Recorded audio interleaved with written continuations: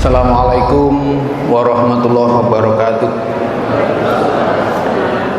Alhamdulillah alladzi ja'ala lana min amrina rasyada wa nahana anittakhidal mudillina aduda. Asyhadu alla ilaha illallah wahdahu la syarikalah lam yattahid sahibatan wala walada wa asyhadu anna muhammadan abduhu wa rasuluh arsalahu bidinil haqqi wal huda. Sallallahu ala Muhammadin nabiyil mustafa wa ala alihi wa ashabihi wa man ittaba'al huda. Qala Allah ta'ala a'udzu billahi minasyaitonir rajim wan nafsi wa ma sawwaha fa'alhamaha fujuraha wa taqwaha qad aflaha man zakkaha wa qad khaba man dassaha. Yang saya hormati Pak Dr. Andes Pasrum Afandi, Ketua PDM Kota Pekalongan, dan seluruh pimpinan, juga pimpinan daerah Aisyah yang kami hormati, juga jamaah sekalian yang kami banggakan. Yang pertama, kita bersyukur kepada Allah pada malam hari ini saya bisa silaturahim kembali di Masjid Al-Ihsan setelah saya sudah lupa berapa puluh tahun yang lalu. Masjidnya belum sebagus ini pada waktu itu, tapi paling tidak saya pernah ke Masjid Al-Ihsan. Kemudian yang kedua, selamat kepada PDM Kota Pekalongan yang sudah melonsing logo Musda. Nah, jadi ini tandanya sudah sangat siap untuk melaksanakan kewajiban organisasi ya, yang terkait dengan urutan-urutan permusyawaratan. Nah, mudah-mudahan nanti Musda Muhammadiyah dan Musda Aisyah Kota Pekalongan bisa berjalan dengan lancar. Yang ketiga, mudah-mudahan pula kita sekalian senantiasa diberi kekuatan untuk tetap istiqomah ya, berjuang, berdakwah dan beramal soleh melalui persyarikatan Muhammadiyah. Mudah-mudahan tidak pernah goyah ya. Sebab kalau goyah itu nanti bisa bubrah ya. Maksudnya begini, misalnya kecewa sedikit dengan Muhammadiyah atau Aisyah, terus nanti keluar pindah ke lain hati, di sana nanti juga menemukan kekecewaan. Nah, nanti tidak pernah selesai. Jadi dimanapun tidak ada yang sempurna. Oleh karena itu saya selalu mengajak, mari kita tetap istiqomah beramal, berdakwah dan berjuang di dalam persyarikatan Muhammadiyah. Kemudian yang keempat, tadi saya membuka dengan surat Asy-Syams ya. Wan nafsi wa ma sawwaha fa'alhamaha fujuraha wa taqwaha ya. Qad aflaha man zakkaha wa qad khaba man dassaha. Dan demi jiwa serta penyempurnaannya. Artinya kita itu sebagai manusia diciptakan sebagai makhluk yang paling sempurna dibandingkan dengan makhluk yang lain. Bahkan kita termasuk makhluk yang paling baik ya. Sejelek-jelek manusia ya, kalau dibandingkan dengan hewan yang paling baik, itu masih lebih bagus manusia. Kalau nggak percaya, kalau bapak-bapak atau ibu-ibu ke kebun binatang, nanti selfie bersama ketek gitu, itu pasti lebih bagus bapak ibu sekalian. Itu baru dari sisi fisik, belum dari perangkat-perangkat yang lainnya ya. Onderdil manusia itu kan sudah sangat otomatis ya. Kalau bapak ibu bernafas, menghirup oksigen, itu kan nggak pernah mejet saklar toh. Jadi menghidupkan supaya bisa masuk oksigennya atau menghentikan, nggak pernah. Bahkan kalau kita memandang sesuatu yang indah, itu kita langsung bisa bereaksi Masya Allah atau Subhanallah, itu otomatis ya. Jadi onderdil yang ada di tubuh manusia itu sangat otomatis dan sangat sempurna. Nah, yang menarik kemudian Allah berfirman, fa'alhamaha fujuraha wa taqwaha, dan kami ilhamkan kepada manusia itu naluri fujur dan naluri takwa. Nah, gitu. Naluri ini gampangannya, setiap manusia itu diberi software, kalau ibaratnya handphone seperti ini atau laptop ya, software bawaan. Nah, dua software itu namanya fujur dan takwa. Dan ini tidak bisa dibuang, tidak bisa di uninstall ya.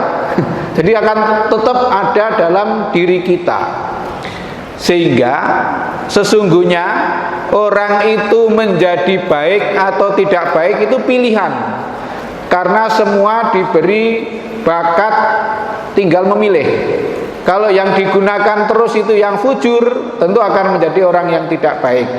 Tetapi kalau yang digunakan terus menerus itu yang takwa, dia akan menjadi pribadi yang baik. Nah, mudah-mudahan kita sekalian termasuk orang-orang yang diberi kekuatan istiqomah menggunakan software takwa. Nah, sehingga kita menjadi pribadi yang baik semuanya. Sehingga Allah mengatakan qad aflaha man zakkaha, dan sungguh beruntung, sungguh berbahagia orang-orang yang mensucikan jiwanya. Nah, orang-orang yang mensucikan jiwanya itu adalah orang-orang yang lebih banyak menggunakan software takwa. Bapak Ibu sudah termasuk orang bertakwa apa belum? Halo? Sudah ya? Loh, kok nggak jelas gitu loh. Jadi kalau pertanyaannya sudah bertakwa atau belum itu ya jawabannya hanya dua, sudah atau belum. Sudah bertakwa ya? Ya, tandanya apa? Tandanya orang bertakwa itu hidupnya bahagia. Karena dalam surat Al-Baqarah ayat 189 Allah berfirman, wattaqullaha la'allakum tuflihun, dan bertakwalah kamu kepada Allah, maka kamu pasti bahagia. Bapak Ibu bahagia apa menderita? Bahagia ya. Nah, kalau bahagia berarti orang bertakwa. Jadi tidak ada orang bertakwa kok hidupnya menderita. Kalau sampai menderita berarti dipertanyakan ketakwaannya. Ya, gitu. Oke, sekarang saya teruskan. Menurut Ali bin Abi Thalib, takwa itu ukurannya ada 4. Ini pendapat Ali. Jenengan boleh setuju, boleh tidak setuju ya. Karena bukan Quran dan bukan sunnah Nabi. Kalau cocok boleh setuju, kalau tidak cocok ya boleh setuju. Jadi Ali itu mengatakan begini, at-taqwa hiyal khaufu minal jalil wal amalu bit tanzil wal qanaatu bil qalil wal isti'dadu li yaumir rahil. Bagus toh kalimatnya, il gitu. Jadi ada 4 kata ahli tanda orang bertakwa itu.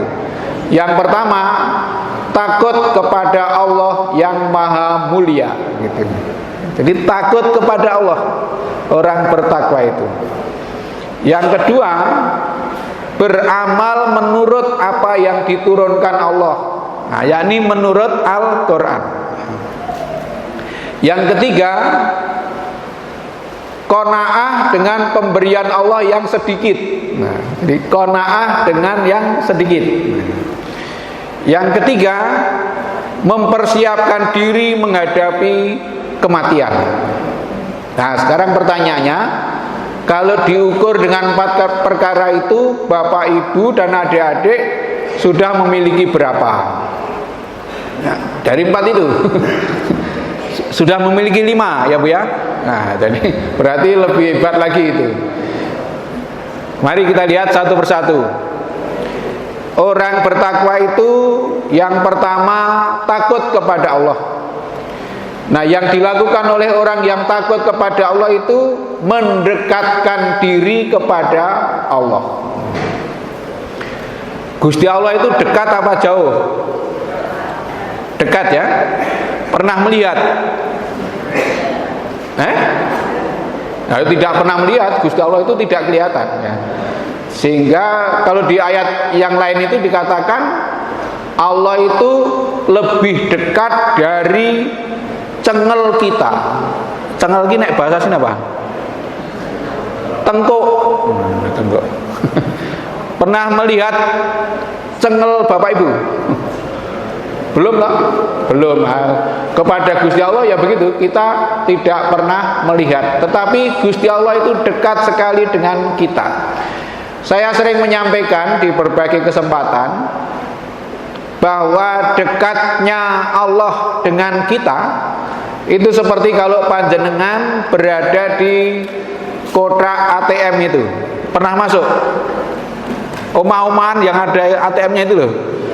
Kalau jenengan di dalam itu, jarak jenengan dengan uang itu kan dekat sekali toh. Hanya kepepetan black.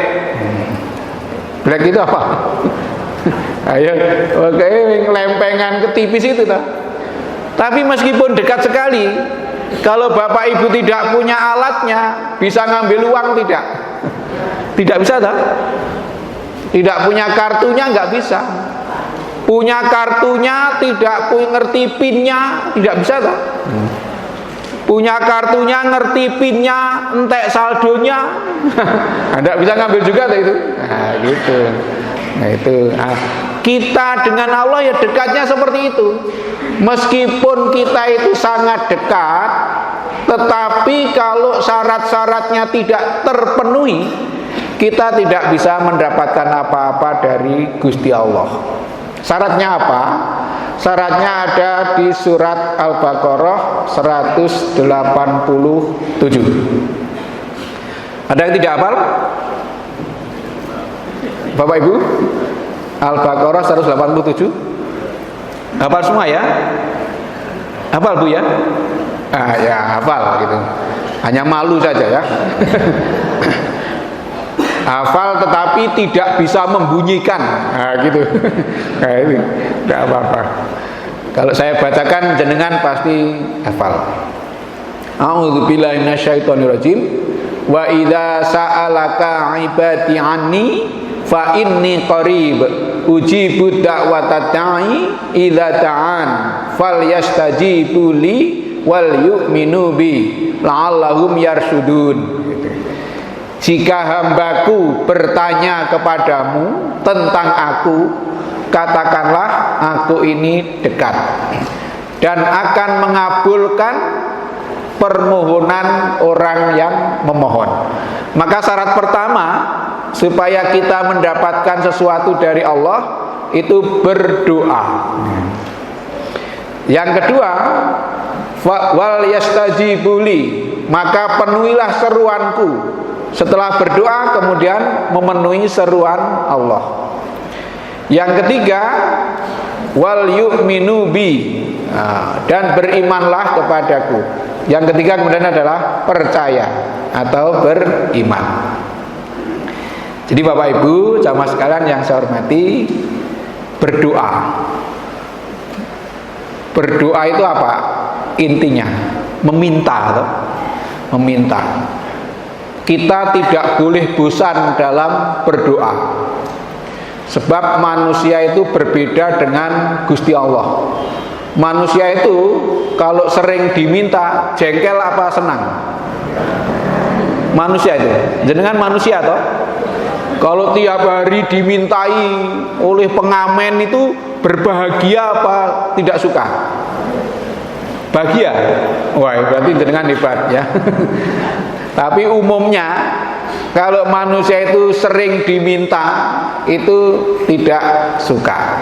Tapi sebaliknya kalau Allah itu lebih sering diminta, Allah lebih ridho, lebih suka. Maka kita tidak boleh lelah di dalam berdoa. Berdoa apa saja, kalau itu menurut panjenengan adalah kebutuhan, tidak usah malu-malu, meskipun kelihatannya tidak masuk akal. Masih ingat ketika Nabi Ibrahim alaihissalam meninggalkan Hajar dan Ismail yang masih bayi di Mekah itu, doanya apa? Salah satu isi doanya adalah minta diberi rezeki buah-buahan di tanah Mekah itu. Kira-kira itu nek coro nalar manusia masuk akal tidak permintaan itu? Tidak masuk akal, tanahnya tandus kok minta rezeki buah-buahan.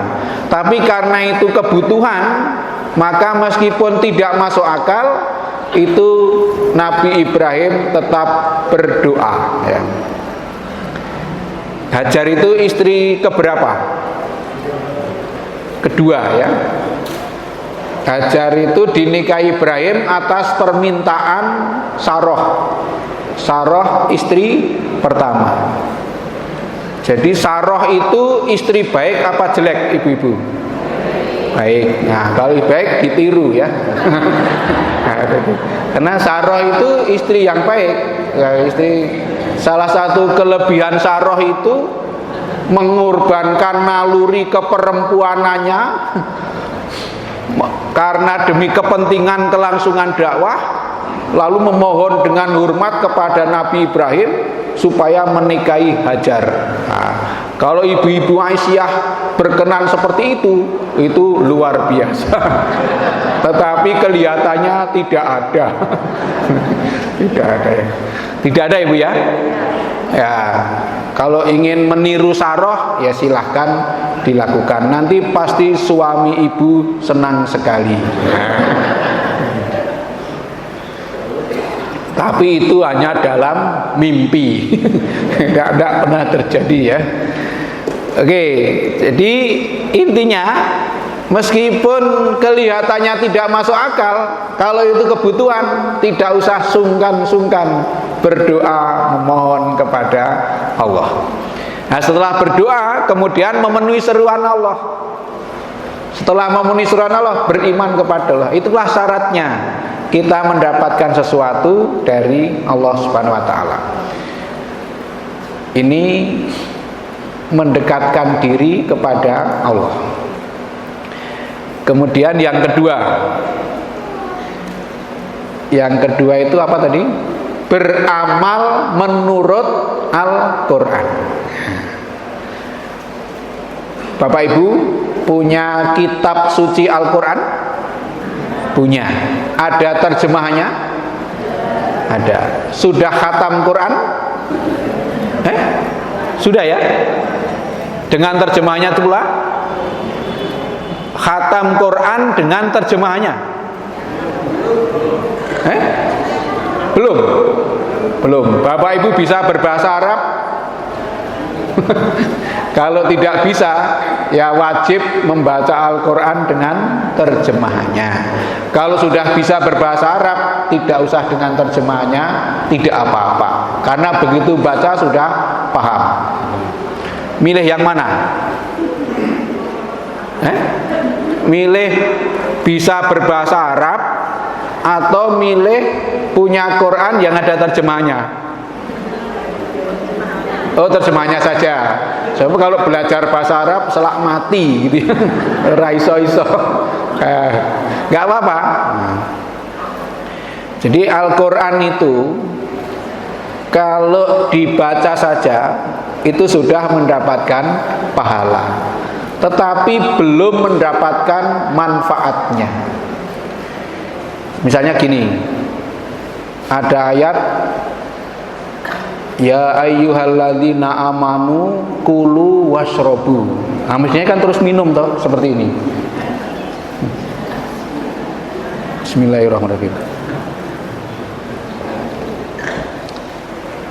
Ini mengamalkan Al-Quran karena perintah untuk minum ya. Tetapi kalau bapak ibu hanya baca kulu wasrobu, hausnya hilang enggak? Tidak tak? Nah, demikian pula ayat-ayat Al-Quran yang lain, kalau dibaca saja ya dapat pahala, tetapi manfaatnya belum bisa dirasakan. Jadi kalau nanti di hari akhirat ditanya oleh malaikat, Mas, jenengan sudah mengamalkan Al-Quran belum? Sudah. Apa? Makan dan minum. Nah, jadi makan dan minum itu adalah mengamalkan perintah Al-Quran. Kalau mengamalkan perintah Al-Quran berarti makan dan minum itu termasuk beribadah. Nah, demikian pula isi dari ayat-ayat Al-Quran yang lainnya. Oleh karena itu tidak boleh tidak kita harus mempelajari Al-Quran dan mengerti isinya apa. Kiai Haji Ahmad Dahlan itu cara mempelajari Al-Quran begini. Jadi dibaca, setelah ayatnya dibaca, kemudian dipahami maknanya. Setelah dipahami maknanya, bertanya pada diri sendiri, kalau ini perintah sudah dilaksanakan apa belum? Kalau larangan sudah ditinggalkan apa belum? Kalau belum dilaksanakan, tidak mempelajari ayat yang lain. Nah, gimana itu? Kira-kira nek le ngaji ngono kuwi betah apa ora? Mungkin bubar jamaahnya. kalau belum diamalkan, tidak diajari yang baru, kan cara sekarang itu berat gitu. Tapi itulah yang dicontohkan oleh Kiai Dahlan, sehingga ayat yang dipelajari itu tidak banyak, tetapi menghasilkan amal soleh yang banyak. Gimana? Bisa seperti itu ya? Jadi mempelajari Al-Quran itu terus berpikir bagaimana cara mengamalkannya, dalam bentuk apa gitu. Jadi saya mengajak, mari mempelajari isi Al-Quran itu penting. Hafalan itu penting ya, hafalan itu penting. Tetapi tidak kalah pentingnya adalah mempelajari isi Al-Quran. Maka saya selalu menyarankan, kalau sekolah-sekolah kita itu punya program tahfidz, ya jadikanlah tahfidz berkemajuan. Tahfidz berkemajuan itu ya hafalan seperti biasa, kemudian ditambah hafalan tematik yang dipahami maknanya oleh anak-anak itu, sehingga anak-anak kita itu paling tidak keluar dari sekolah kita itu bisa kultum, karena punya hafalan dengan tema-tema tertentu gitu. Sehingga secara spontan diminta ceramah itu selalu siap. Itu harapan saya. Jadi tahfidz berkemajuan, tidak hanya biasa-biasa saja. Kalau biasa-biasa saja itu namanya tidak luar biasa. Nah, kalau tidak luar biasa, kita ya kalah. Jadi naming podo-podo hafalan, kita kalah dengan yang lain. Maka harus ada istimewanya. Ini harapan kita. Itulah namanya berkeunggulan. Kalau unggul itu ada lebihnya daripada yang lain. Gitu. Jadi saya mengajak kepada teman-teman yang mengelola amal usaha sekolah seperti itu. Di Magelang itu ada SMA Taruna Muhammadiyah. Yang tadi di sini Pak, MBS Taruna Kerapia. Sama-sama tarunanya. Itu memang kita membidik anak-anak yang menengah ke atas, yang diproyeksikan nanti bisa menjadi pemimpin ya. Memang tagline-nya adalah sekolah calon pemimpin gitu. Awalnya dulu mau unggulannya tahfidz, saya melarang itu. Saya waktu itu mengatakan cah pinter-pinter kok mengkon hafalan gitu. Nah ini yang saya mungkin dora seneng ya dengan omongan saya itu. Tetapi saya di SMA Taruna Muhammadiyah itu hafalannya adalah hafalan tematik. Jadi tema-tema Al-Quran, ayat-ayat tertentu itu dipahami secara mendalam sehingga kemudian bisa berusaha mengamalkan. Nah, gitu. Itu kami. Nah, silahkan kalau putra-putri Bapak Ibu ada yang lulusan SMP, nah bisa dibawa ke sana. Insya Allah kalau lulus jadi orang. Nah. Jadi orang. Dan saya selalu mengajak kita warga Muhammadiyah itu ya putra-putrinya disekolahkan di sekolah Muhammadiyah. Kalau putra-putrinya habis ya bikin lagi gitu ya. Kalau sudah nggak bisa buat lagi ya cucu-cucunya. Ada yang putra-putrinya tidak di sekolah di Muhammadiyah? Ada ya? Oh, oke. Ayo pancen ampuh tenan wong Muhammadiyah ya. Saya itu pernah bertanya kepada dosen UMP ya. Saya tanya, UMP itu baik atau jelek? Dia mengatakan, oh baik Pak. Apa buktinya UMP baik? Keluarga saya suruh kuliah di sini. Nah itu namanya baru mengatakan UMP itu baik. Coba jenengan saya tanya, sekolah Muhammadiyah di Pekalongan itu jelek apa baik? Sapa sing muni elek? Ayo kualat nang nek muni apik. Ya keluarga kita di sekolah di sini ya. Saya itu dulu sekolah Muhammadiyah karena tidak diterima sekolah negeri. Ini saya itu. Saya. Jadi saya itu tersesat di jalan yang benar. Maka karena saya itu dulu sekolah Muhammadiyah karena tidak diterima negeri, maka anak saya balik. Kamu boleh sekolah negeri kalau tidak diterima di Muhammadiyah. Nah, gitu. Sehingga anak saya sekolahkan Muhammadiyah. Alhamdulillah mau. Dan lulus sudah di uang tenan kok. Ini sehingga kalau kita itu percaya bahwa sekolah Muhammadiyah itu baik, ya mari kita memulai dari keluarga terdekat kita untuk mempercayakan pendidikannya kepada sekolah Muhammadiyah. Di Riau, Bengkalis, saya punya kawan ya, jadi kepala sekolah. Kalau ini agak kejam ya, tapi saya contohkan. Kepala sekolah itu SD Muhammadiyah di Bengkalis, Riau. Itu ada gurunya, guru SD Muhammadiyah itu anaknya tidak di sekolah di Muhammadiyah, malah di sekolah SD lain yang tidak Muhammadiyah.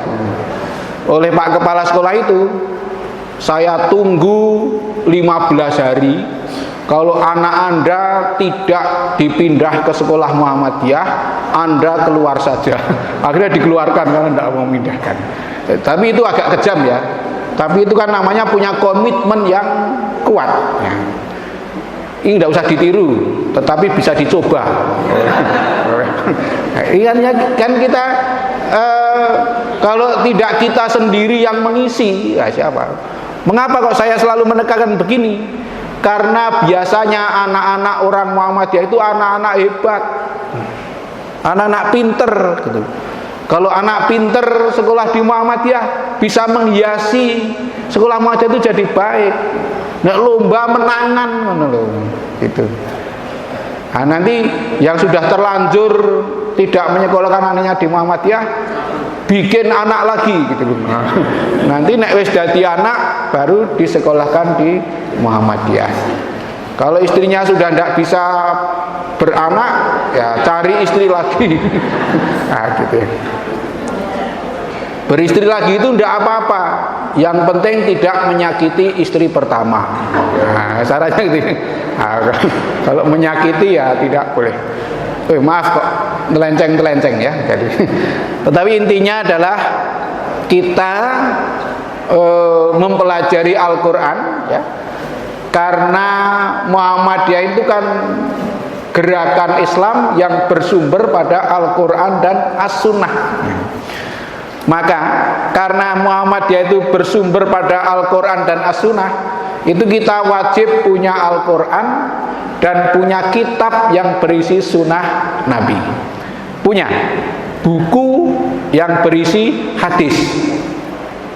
Ada yang tidak punya? Oh, paling ora HPT. Nah, itu. Paling ora neh hadis arba'in. Oh, nek ra duwe ya wah ya pancen model opo sampai Islam model opo itu. Gitu ya. Jadi nek sing merasa belum punya, yang penting punya dulu. Soal membaca atau tidak itu nanti gitu. Nah, tetapi punya, kalau punya itu setiap saat butuh tinggal membuka gitu. Nah, maka sesungguhnya karakter orang Muhammadiyah itu pasti menjadi pribadi pembelajar, pengamal soleh, dan pejuang gitu. Itu berdasarkan yang kita tadi beramal menurut Al-Quran tadi. Pembelajar itu apa? Ya senantiasa membaca Al-Quran, membaca sunnah, membaca kitab-kitab, membaca buku-buku itu. Umumnya orang Muhammadiyah itu rajin membaca. Kalau ada orang Muhammadiyah kok tidak rajin membaca, itu tidak umum. Mungkin Muhammadiyah mu'alaf dia ya. Jadi umumnya ya, umumnya rajin membaca. Nah, minimal rajin mendengarkan pengajian. Minimal sambil ngantuk-ngantuk tidak apa-apa. Nah, itu ya. Nah, terus setelah pembelajar kemudian menjadi pengamal soleh. Karena yang dipelajari itu berusaha semaksimal mungkin untuk diamalkan. Sebab ilmu itu pertanggungjawabannya adalah seberapa yang sudah diamalkan. Coba nanti diteliti. Ilmu yang dimiliki Bapak Ibu lebih banyak yang sudah diamalkan atau yang belum? Berubah Bu? Banyak yang belum ya. Nah, nek ngono berhenti ngaji saja. Nah, itu malah cilokon neh. Nah, terus pejuang. Jadi karakter orang Muhammadiyah itu adalah karakter pejuang ya. Senantiasa berjuang, bekerja keras untuk menegakkan dan menjunjung tinggi agama Islam. Oke, sekarang takwa yang ketiga, maaf. Qanaah dengan pemberian Allah yang sedikit. Qanaah itu apa? Qanaah itu merasa puas, merasa senang dengan pemberian Allah yang sedikit. Bisa kira-kira diberi sedikit itu bahagia, itu senang, bisa begitu atau tidak? Mengapa kok ukurannya pemberian Allah yang sedikit? Sebab ketika orang itu diberi sedikit tidak bisa bersyukur, maka ketika diberi banyak dia akan kurang. Karena naluri manusia adalah geragas gitu. Geragas. Pernah ingat Bapak Ibu ketika umur setengah tahun dulu? Setengah tahun bayi itu masih ingat? Lupa? Saya aja ingat kok. Anak sekecil itu kalau pegang apa-apa dimakan gitu. pegang kerikil dimakan, pegang permen dimakan. Itu menggambarkan bahwa naluri manusia adalah geragas. Geragas itu apa-apa dimakan. Karena geragas sama dengan rakus. Rakus itu raine koyo tikus gitu ya itu. Bapak Ibu ngingu tikus enggak di rumah? Punya ya? Nah, tidak memelihara tetapi punya. Nah, coba Ibu Bapak perhatikan. Tikus itu yang dimakan apa? Apa saja toh? Nah, berarti kalau apa saja dimakan berarti dia menggragas seperti tikus.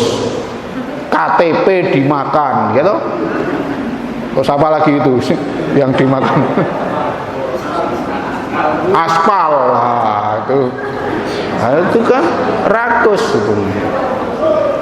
Yang rakus itu orang kaya apa orang miskin?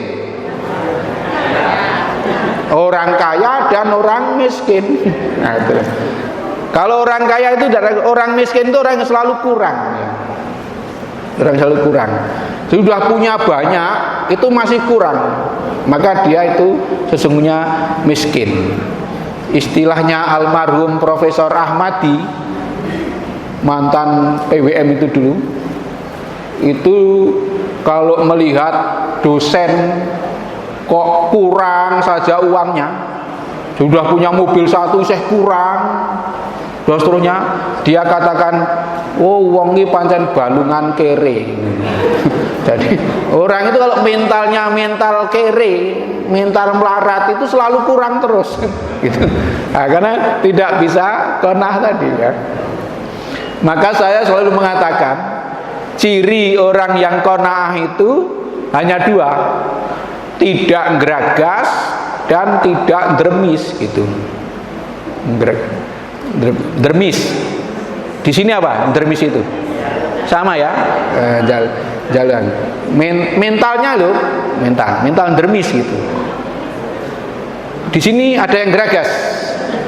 Tidak ada ya, tidak ada. Yang dermis? Tidak ada. Nah, berarti kalau tidak dermis dan tidak geragas, berarti Bapak Ibu sudah qanaah. Kalau qanaah pasti hidupnya bahagia. Nah, gitu. Contoh bermental dermis itu begini.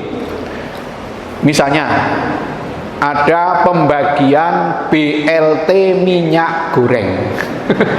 Pernah ada ya BLT minyak goreng. Misalnya Pak Bagus, sekretaris PDM itu, karena sudah jadi pegawai, maka tidak dikasih. Kalau beliau kok menanyakan kepada Pak RT, aku kok ora dikai Pak RT, nah itu berarti bermental dermis. Saya kira orang Muhammadiyah tidak ada yang seperti itu ya, yang kecuali 1, 2, 3, 4, 5, 6. Nah, gitu. Kira-kira orang yang bermental seperti itu terhormat apa tidak terhormat? Tidak terhormat. Jenengan milih terhormat atau milih terhina? Nah, kalau milih terhormat jangan dermis. Oke, jadi itu. Sekarang yang keempat. Saya sampai jam berapa Pak? Oh, ya sebentar lagi selesai ya. 2 jam lagi ya. Yang keempat tadi apa Bapak Ibu? Mempersiapkan diri menghadapi mati. Kapan Bapak Ibu mati? Tidak tahu. Tapi pasti mati ya. Pasti. Maka saya katakan kematian adalah kepastian yang dirahasiakan. Mengapa kok dirahasiakan? Supaya kita bisa hidup dengan tenang. Seandainya, ini seandainya ya, seandainya jenengan diberitahu bahwa jadwal kematian jenengan itu tanggal 1 Februari 2023, kira-kira arep do nopo? Malah bingung loh Pak. Itu kalau jangankan diberitahu jadwal berhentinya hidup, Wong baru diberitahu jadwal berhentinya jadi ketua RT saja bingung toh, sehingga terus mengupayakan bisa 3 periode. Nah, itu baru kayak leren jadi ketua RT, apalagi leren urip. Nah itu mesti bingung. Itulah sebabnya jadwal kematian itu dirahasiakan supaya kita bisa hidup dengan tenang dan mempersiapkan diri sewaktu-waktu menghadapi. Kira-kira sudah siap apa belum? Kalau sewaktu-waktu dipanggil itu loh, siap ya? Nah, ya, alhamdulillah. Jadi kalau meninggal pas mendengarkan pengajian itu baik apa tidak? Baik. Nah, silahkan meninggal dunia. kan katanya meninggal pas mendengarkan pengajian itu baik. Tapi yang meninggal yang mendengarkan, bukan yang ceramah. Sebab kalau yang ceramah meninggal dunia tidak bisa ceramah. Nah, gitu. Tetapi kalau orang itu tidak pernah datang ke pengajian, mungkin tidak meninggal dunia pas ikut pengajian. Tidak mungkin toh? Nah, kalau ingin meninggal pas ikut pengajian, ya sering-seringlah datang ke pengajian. Siapa tahu pas jadwalnya meninggal pas ikut pengajian. Insya Allah itu termasuk meninggal yang baik. Nah, oke. Pengen nggak? Pengen nggak meninggal pas ikut pengajian? Nek ditari angelin jawab gitu. Nek pengen teko-teko malaikat datang, oh, mangke riyen. Yang jelas gitu ya. Kita itu tidak diberitahu jadwalnya supaya bersiap-siap dan supaya hidup kita itu tenang. Nah, sekarang persoalannya apa yang mesti dipersiapkan? Yang mesti dipersiapkan, yang pertama adalah sedekah jariah. Yang kedua, anak soleh yang mendoakan. Yang ketiga, ilmu yang bermanfaat. Yang keempat, asar yang baik. Kalau Bapak Ibu memiliki 4 perkara itu, sudah meninggal sewaktu-waktu itu beres gitu. Kira-kira dengan 4 perkara itu sudah punya berapa? 2. Nah, kalau sudah punya 2, sudah punya bekal bagus untuk meninggal dunia. Setidaknya peluang masuk surga dan neraka itu sama. Nah, karena 50%. 50%. Jadi punya sedekah jariah pernah ya? Oh, pernah lah, orang hitung 1.000. Sehingga ketika ditanya malaikat, pernah sedekah jariah? Pernah. Berapa? 100.000. Nah, gitu. Pernah. Yang kedua, anak soleh yang mendoakan. Nah, kalau ingin punya anak soleh yang mendoakan, ya pendidikan anak kita itu disiapkan yang sebaik-baiknya. Ya antara lain ya disekolahkan di sekolah Muhammadiyah itu. Itu cara kita untuk menyiapkan anak soleh yang mendoakan. Yang ketiga, ilmu yang bermanfaat. Ilmu yang bermanfaat. Bapak Ibu punya ilmu enggak? Punya ya? Kira-kira yang sudah diamalkan dengan yang belum lebih banyak mana? Yang belum ya? Nah, masih ada kesempatan untuk mengamalkan. Mumpung masih tua. Iya. Mumpung masih tua. Nah, sebab kalau sudah tidak tua berarti sudah meninggal dunia. Nah, maka mumpung masih tua dimanfaatkan waktu itu yang sebaik-baiknya ya, untuk mengamalkan ilmu yang dimiliki ya. Oke. Terus yang keempat, asar yang baik. Asar yang baik itu perilaku baik Bapak Ibu yang ditiru oleh orang lain. Itu nanti ada bekasnya, ada investasi yang baik ketika kita sudah meninggal dunia. Sebagaimana surat Yasin ayat 12. Itu menerangkan seperti itu. Jadi Bapak Ibu misalnya rajin infak, kok ada yang meniru, dapat pahala dari orang yang meniru itu. Sebaliknya kalau yang ditinggalkan itu yang jelek-jelek kok ditiru, umpamanya hobi Bapak Ibu mencuri, kok ada yang meneladani nilai mencuri, itu nanti juga mendapatkan bekas kepencuriannya itu. Kira-kira dari kebiasaan Bapak Ibu yang lebih banyak ditiru orang lain itu yang baik apa yang baik? Oh, yang baik ya. Alhamdulillah. Maka berarti Bapak Ibu sudah siap untuk meninggal dunia. Tapi saya itu sering takziah ya. Kadang ya disuruh pidato nggon wong mati itu. Saya cok ngematke jenazah itu. Jenazah itu ternyata kalau yang takziah itu orang banyak, yang kirim karangan bunga itu banyak, jenazah itu nggak tahu. Nggak tahu. Hah? Ya emang nggak tahu kok. Saya itu mengematkan betul.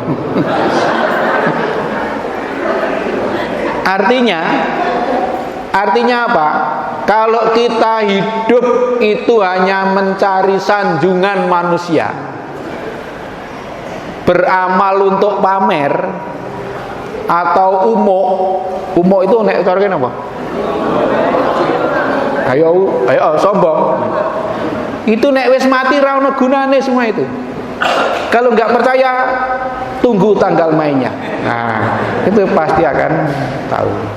Makanya hidup itu ya hidup yang sewajarnya saja.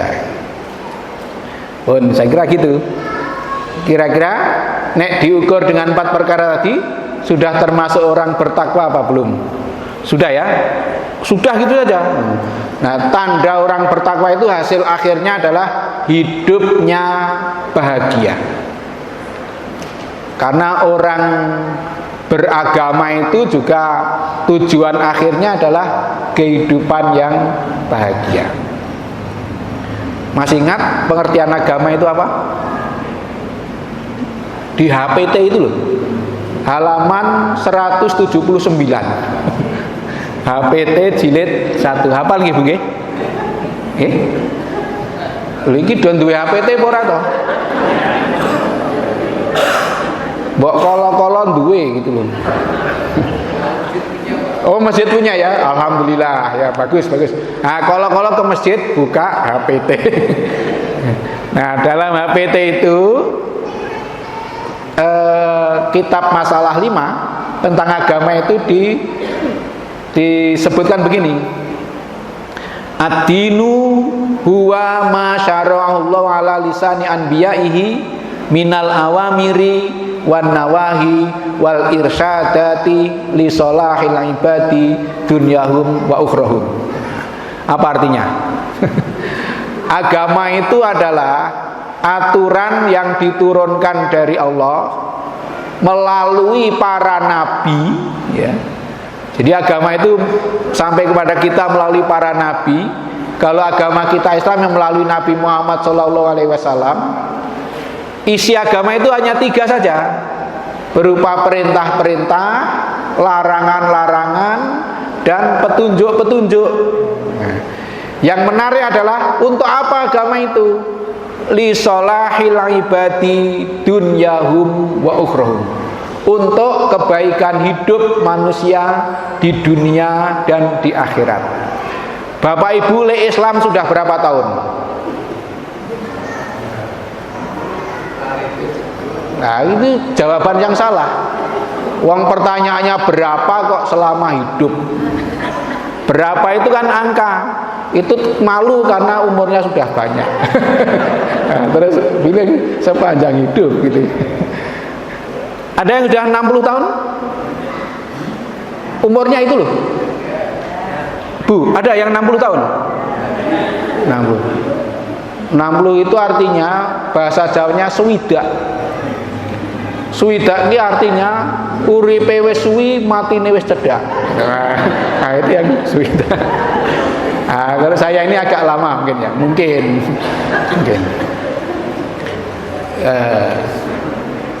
Coba misalnya yang sudah 60 tahun itu, sudah berislam selama 60 tahun itu, hidupnya sudah baik apa belum di dunia ini? Angel toh le jawab. Padahal yang merasakan hidup jenengan sendiri toh. Ngarani wis apik apa urung kowe ora ngerti kok. Lah kok ngono kok arep mlebu swarga. Jadi hidupnya sudah baik apa belum di dunia ini? Nah, hidup yang baik itu yang bagaimana? Hidup yang baik adalah hidup yang tidak jelek. Nah, itu hidup yang baik ya. Menurut Ibnu Abbas, hidup yang baik itu adalah ketika diberi anugerah rezeki yang banyak, dia dermawan. Ketika diberi tidak banyak, dia qanaah. Nah, itu orang yang hidupnya yang baik seperti itu. Jenengan termasuk diberi banyak apa sedikit? Roh Gusti Allah. Banyak. Dermawan apa medit? Kalau jenengan diberi banyak kok dermawan, itu berarti hidupnya baik. Tapi kalau diberi banyak kok medit, berarti hidupnya belum baik. Nah, gitu. Gampang kok ngukur itu. Okay. Kalau diberi sedikit kok qanaah, tidak marah, nah, dia hidupnya baik. Artinya kehidupan yang baik itu bisa berlaku bagi siapa saja, baik orang yang diberi harta banyak maupun orang yang tidak diberi banyak, bisa merasakan kehidupan yang baik di dunia ini. Bisa dirasakan tuh kalau di dunia ini. Kalau saya ukur dengan yang saya sampaikan tadi, Bapak Ibu sudah termasuk baik apa belum? Nah, racetone piye iki? Nah, terus terserah nanti direnungkan. Direnungkan ya. Direnungkan sudah termasuk baik atau belum. Kalau merasa belum baik, ya remedi cara cah sekolah itu. Remedinya apa? Diteliti. Perintah Allah mana yang belum dilaksanakan, larangan Allah mana yang masih ditekuni, petunjuk Allah mana yang belum diikuti.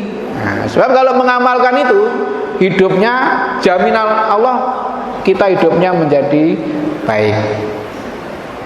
Pun terakhir nanti tolong direnungkan di rumah ya, sendiri-sendiri. Upomo jenengan meninggal tanggal 1 Februari. Ki mengupomo ya. Itu kira-kira harta jenengan yang katut terbawa sampai akhirat dan bermanfaat dengan yang tertinggal itu lebih banyak mana? Lebih banyak yang katut, tertinggal. Oh ya wis, ngalamat pi. Loh, itu kan ukuran yang jelas toh. Ukuran jelas. Nanti dipenggalih sendiri. Jadi ini rumusannya cetha. Nanti dorembugan suami istri di rumah itu. Hartanya masih berapa? Terus bayangke upomo mulai meninggal sesuk ngono, terus sing katut sampai akhirat dan bermanfaat dengan yang tertinggal itu lebih banyak mana? Yang katut dan bermanfaat itu yang jelas, yang tertinggal itu belum jelas nanti untuk siapa. Kalau bingung cara menyalurkannya, hubungi ketua PDM. Nah, nanti ketua PDM mudah untuk menyalurkan itu. Itu cara kita kalau ingin selamat di akhirat. Kalau selama di dunia tadi toh hidupnya baik. Nah, hidup yang baik itu ya tadi, hidupnya pasti tenang, senang. Jadi hidup dengan tenang dan senang. Kalau hidupnya dengan tenang dan senang, insya Allah juga meninggal dunia dengan tenang dan senang. Pernah? Belum ya? Kalau meninggal dunia dengan tenang itu biasa. Tapi meninggal dunia dengan senang, nah itu baru luar biasa. Meninggal dunia dengan senang itu, kalau malaikat datang mau menjabut, jenengan mengatakan, menyambut malaikat itu dengan welcome malaikat, please jabut nyawa saya. No. Bisa ngoten niku mboten sok. Bercita-citalah seperti itu. Kalau Bapak Ibu meninggal dunia dengan tenang dan senang, insya Allah namanya husnul khotimah. Saya kira itu saja yang saya sampaikan. Kelihatannya Bapak Ibu belum lelah, tetapi saya sudah. Selamat kepada PDM Kota Pekalongan yang sudah siap untuk menyelenggarakan musyawarah daerah Muhammadiyah dan Aisyah. Mudah-mudahan berjalan dengan lancar. Billahi taufiq wal hidayah, nasrun minallah wa fathun qarib wa basyiril mu'minin. Assalamualaikum warahmatullahi wabarakatuh.